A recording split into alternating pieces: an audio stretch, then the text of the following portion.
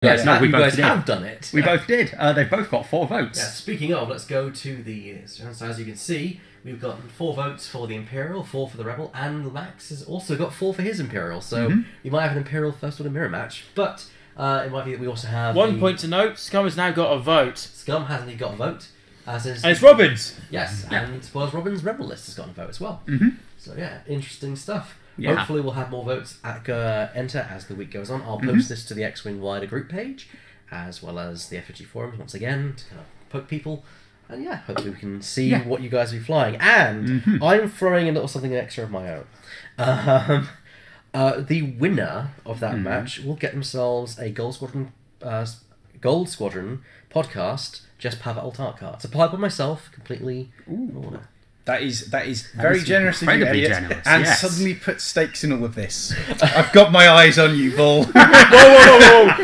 One thing I do want to point of note, there's somebody sitting in this room who currently has stakes in something else. It's true, yes, last night's Tanker Challenge match where it went in my favour after Darren. There was some bad luck for Darren, I'm going to be honest, actually. Like he's a good pilot and flies well, and there was one turn of things going against him, and that's all it took. But no, I'm really excited about Wave 12. I'm really excited about Wave 13. Yeah. There's a lot of good things. A lot of good stuff in here. Need to find some time to play some X-Wing in the near future. Yeah. Because these guys need to get some table time. Need to go on the board. Alright, guys, the final thing which we're going to do, just the last 15 minutes, is Wave 14. What do you want to see?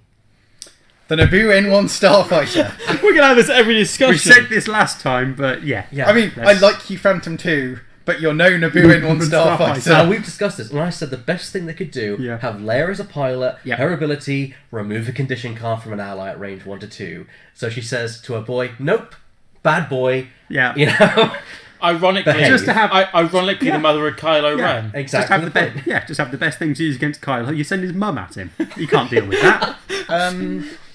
More sensibly, and putting aside my obsession with the Naboo N1 Starfighter, matched only by my love for the TIE Silencer, I expect us to see, probably not in Wave 14, but in Wave 15, some more stuff from The Last Jedi. So I suspect we're going to see things like the rumoured Resistance A-Wing. Yeah. Well, not rumoured, the RZ2 as it's called. Yeah. So, That's why I was more surprised That's when highly they likely, released the bomber. I was like, I thought it would be the A-Wing. Where's the A-Wing? It'll happen. I think we're also likely to see the First Order bomber as well, because we've seen that pictured in some of the posters. What? There should be at some point something from this new trilogy era for Scum, apart from just the quad jumper, because they've not got anything. Hard to do when the film's focused so much on... I do agree with you. Yeah. Yes, but so was the original sort of trilogy, but there was some crossover. But then they took a lot from the Legends for that. They took a lot from the Legends and a not unreasonable amount from Rebels as well. Yes. I mean, in terms of crossover, I'm saying it'd be nice to see, and I think it's a slot that Scum don't have much access to right now. Yeah. Because it's just the quad jumper.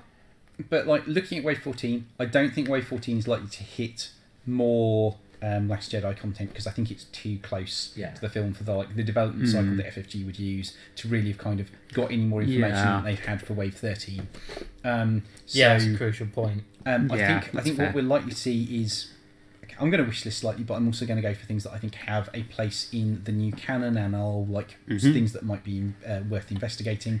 I think the Naboo N1 Starfighter has been featured enough. It's been in Battlefront 2. Yeah. It's been in the comics. It's in the Clone Wars. Yeah. It's out there. It's got Galactic Civil War era pilots. Yes. I think the TIE Reaper is also a very strong choice. So that's the bulked up, beefier version of the TIE Striker.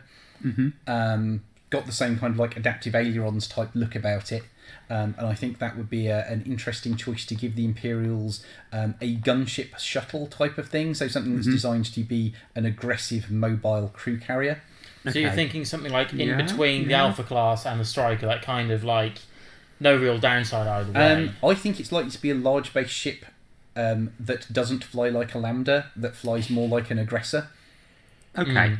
So something that is designed to be fast and manoeuvrable and have a 3 dice attack, maybe a 4 dice attack, with some crew slots and like fly around being this massive, bulky, tanky thing. You might find that you might have to two crew slots is a bit hard to do because Palpatine. Yeah. So it might just be a single crew slot. Like I wouldn't have any objection to that. I actually wouldn't be surprised to say a crew slot and just add an extra crew slot with a title. Would say you can't equip. Oh, this says you can't equip crew that cost more than 5 points. Like with the TIE Shuttle. Which, because to be fair, we've got titles which we equip on ships automatically anyway. Alliance Overhaul, things like that. So I wouldn't see that as being out of the possibility. Yeah. I think we've got a slight gap when it comes to Scum. Like, I think anything that we're bringing in for Scum is kind of going to need to fall in the more kind of like expanded universe type of thing. Just because there's not well, they don't have as much. I also have a wild theory about what is it, SKU 71 or 72, the missing one that we don't have as yet. My wild theory on that is it's the Mandalorian Gauntlet Starfighter being released as the first triple faction ship for X-Wing, because what you can do is you can have some of the Imperial aligned Mandalorians to make it an Imperial ship, as we are in fact seeing in Armada.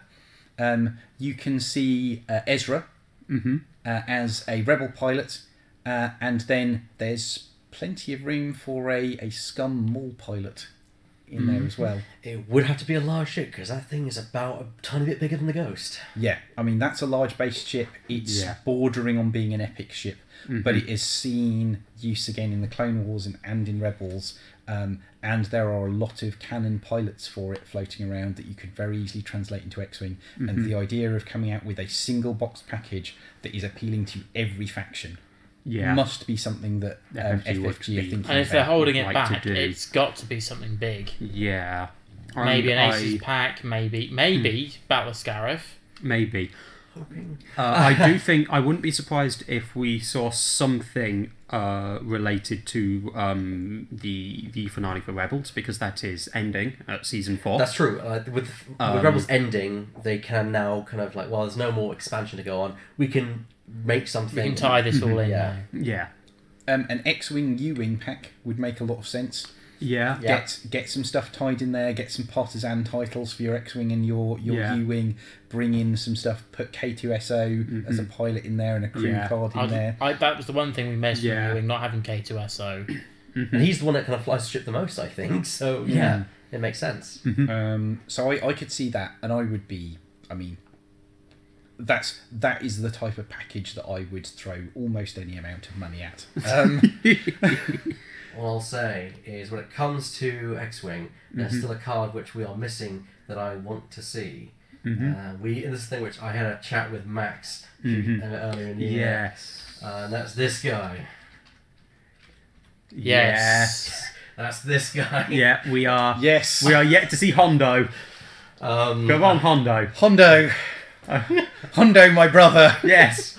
Come on, Scum Crew. No. Just have him as just crew.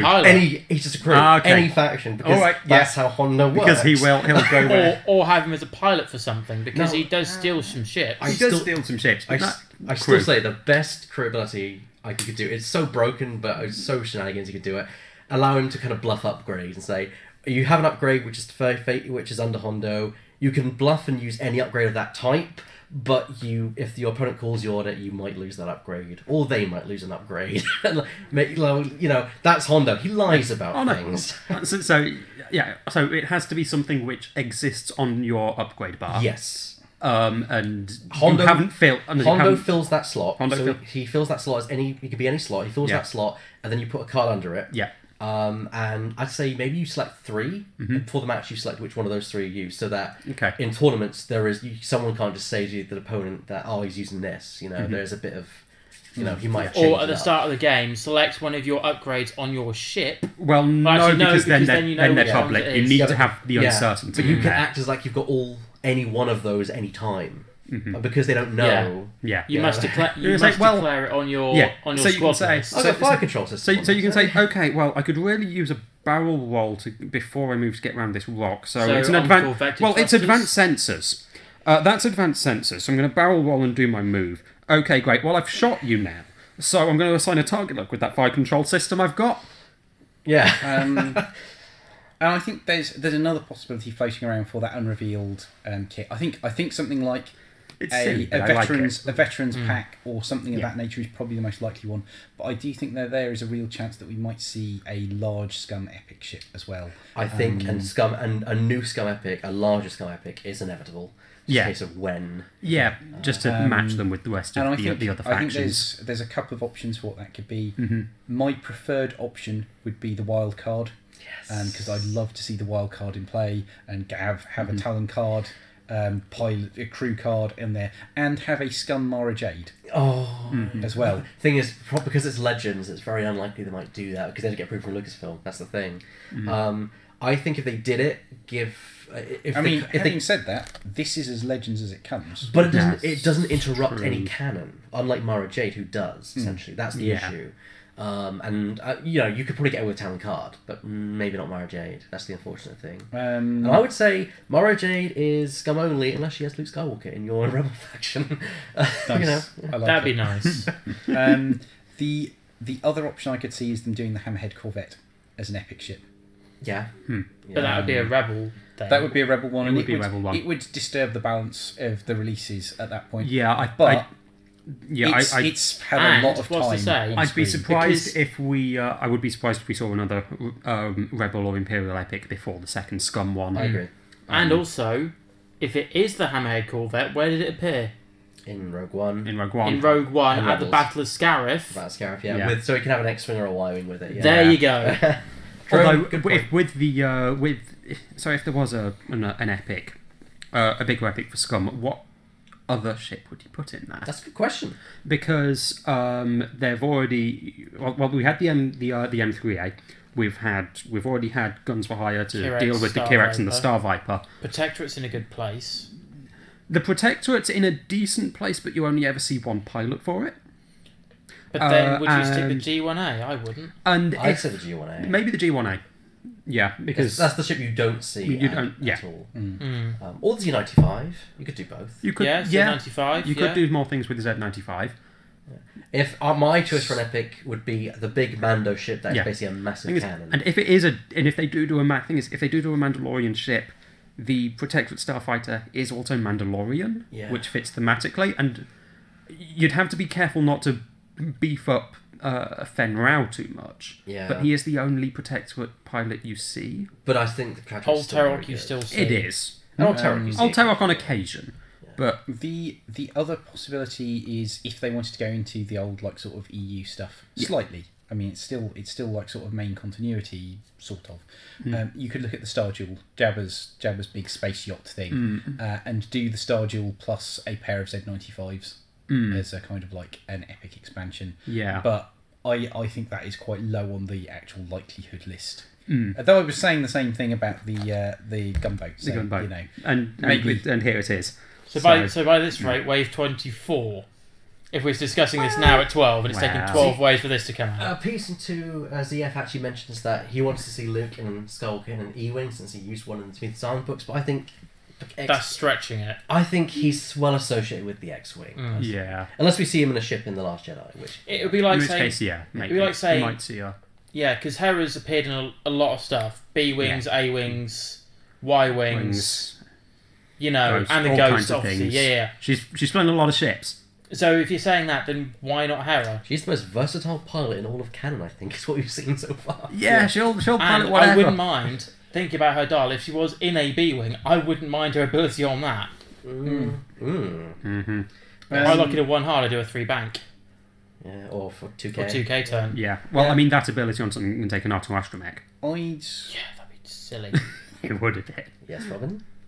I think there's a lot of options open at this point in time as well. And I think the faction that's got the smallest obvious number of options is Scum. Purely So- because of how canon functions and Yeah. what current canon Star Wars media focuses on. I am wondering if after The Last Jedi has been released, we might see a Scum ship for DJ. because we've seen some like hints of what might be DJ's ship in some of the kind of like the footage, but we don't really know anything about the character beyond the fact that he is kind of like a scummy scoundrel type of person who might fit into the scum category, and we know that he's got a starship of some description. Yeah. So because that's the because besides Silencer and Kylo Ren, they tend to avoid kind of main ships for the film. Yeah, like it took a while from say the new starter box until we saw the rest of Poe's Strike Force. Yeah. Yeah. Literally, the only named pilot in that was Poe Dameron, and he got his pilot skill wrong, technically speaking. So, and the rest were just red, blue, generic names. Yeah. So yeah. Or like this, generic with a dot. Yeah, black hole could be anyone. So. And like, I'll stop waffling in a moment. But the one other thing that I do think is possibly an unlikely tie-in, but is a place where there's a lot of like interest and enthusiasm and recognised canon, because it is now a canon thing, a tie-in pack to go along with Battlefront 2. Because Inferno Squadron is a thing. That's true. And without going into any spoilers, Inferno Squadron and that pack opens up a lot of scope for some game design. Yeah. I get what you're talking about now. Yeah. An Inferno Squadron pack, which would service, many people, shall we say? Yeah. Would be very effective. Cool. Yeah. All right. I think that's all, really, isn't it? I think more or less. Yeah. Yeah. Those of you who've borne with us the whole evening, thank you. This has been a marathon run. Yeah. Yeah. I tell you, I'm starting to feel the effect of the booth. 5 whole spaceships. 5 5 exciting new releases for X-Wing. Yes. I'm really keen to get these on the table, and I don't think there's a dud in this lot.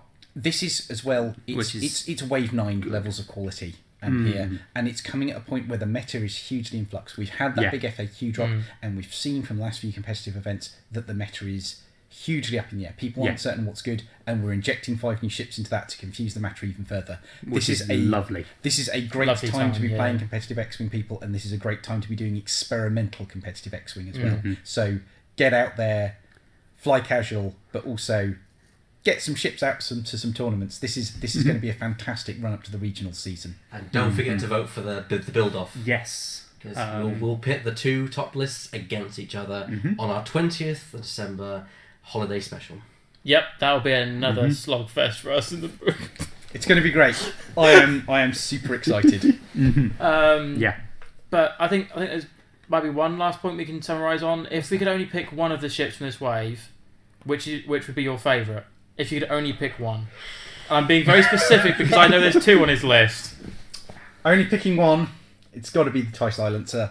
It's a first order ship which fits with my flying preferences, and it's beautiful and glorious. Well, if you're asking my opinion, it'd have to be this, which is this. I see what you did there, very clever. So I love the gunboat. I'm not really an Imperial player, but I think it's a great ship. It gives versatility. It's you can fly it as an Alpha Strike ship, or you can fly it as a cannon boat, which is great. It gives you great options. I think I'm going to put a word in for the Phantom 2. Phantom 2? It's like the this level of support ship and the number and the sort of the freedom it gives you to be able to do quite a lot of different things, and how with sort of coordinate at the full range of pilot skills. It's there's a lot going on with that one. I suspect you're right. The Phantom 2 may be the thing that has the biggest impact on competitive play out of this wave. And David? I'm going to be honest, the first 2 things that crept at me were the Commodula and the Bomber. And as I really like the underdog in kinds of the unexpected. For me, it's the Bomber. This is the Bomber for you. Interesting choice. Not wrong. Nothing is wrong. It's all opinion. Yeah, it's a big ship, which I know, and a turret and everything like that. But it's bombs, and it's making bombs a precedent. Different now. kind of bomber. It's a different kind of bomber. Because with the throwing them sort of 5 forwards, it's I don't think there's a bad thing in this wave. No. Well, no, that's a good point. So, well, we'll wrap up. So, thank you very much for joining us. We hope you've enjoyed this unboxing of Wave 12 and 13. Don't forget to vote in our poll. Don't forget that we are going to have a streamed event, our holiday special, on the Wednesday the 20th. We will be having our usual run of tournaments going through into the new year. So I think we've got one on the first weekend of January. That's one, yeah. We've got our regionals on the 24th of February. Yep. We have sold out, but I believe there's a reserve list likely to be set up, maybe? Yes, more tickets might be coming, depends on what happens.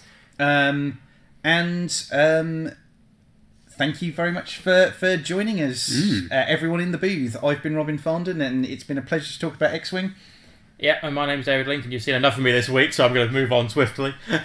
Yeah, and I'm Max Bull. I have no idea what to say at this point, so... Good night, Galactic Holonet, and thanks very much for joining us.